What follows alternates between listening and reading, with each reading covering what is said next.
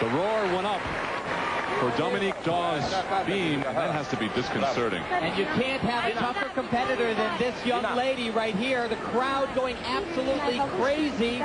She misses her cue on her music, but still she is not flustered at all. All right, now here is Dawes' routine on beam.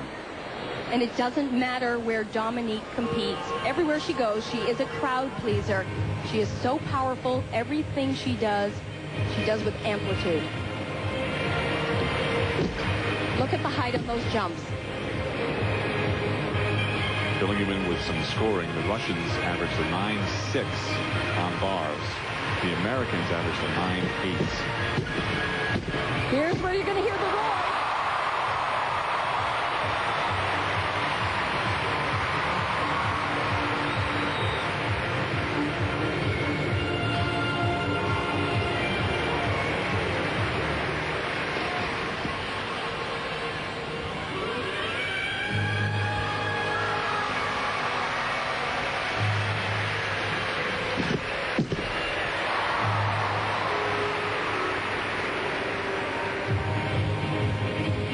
I don't know what these coaches said to this American team, because after the compulsory competition, they could have moved ahead of the Russians heading into this event.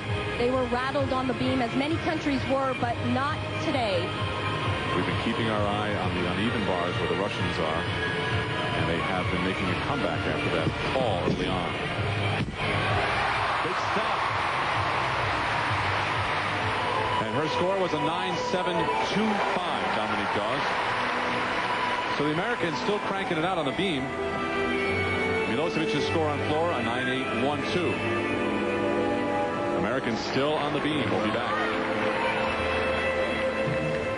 For Team USA, it was her beam routine in the compulsories that steadied everyone and got them back on track. She is the most decorated gymnast in U.S. history. Here's Beth Ruyek.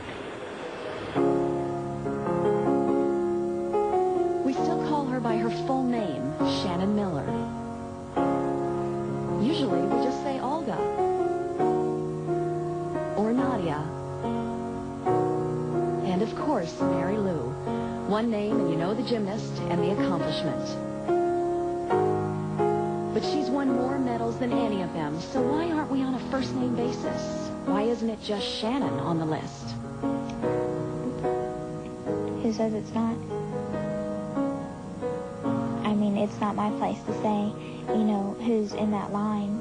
It's up to the people that watch gymnastics, and it's who they choose and who they like. In '92, everyone talked about Kim. But it was Shannon who quietly led the team to a bronze medal. And it was Shannon who came within a breath of an all-around gold medal. Maybe an Olympic gold makes things different. Maybe it's not the same when it's silver. For me, it wasn't losing a gold medal, it was winning a silver. And that's the way I've always looked at it.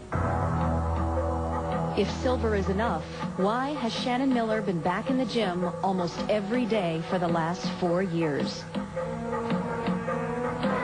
Doing routines thousands of times, not even caring how much it hurts.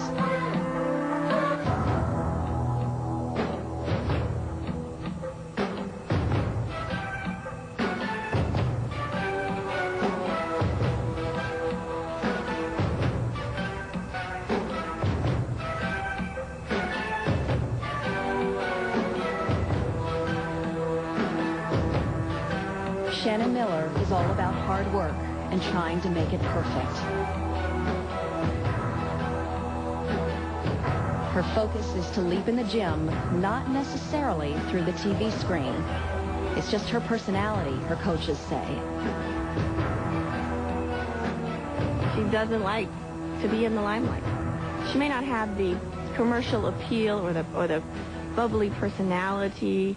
I mean, she wasn't a little pixie Romanian that came up from poverty to, you know, gold medal. I mean, she's your average all-American kid. I'm not a Mary Lou Retton. I'm not real bubbly.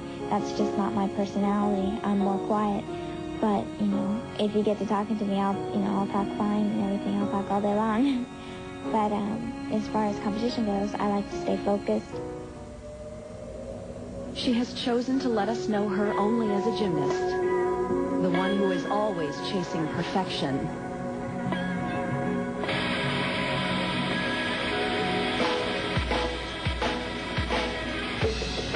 Someone different than Olga, Nadia, and Mary Lou.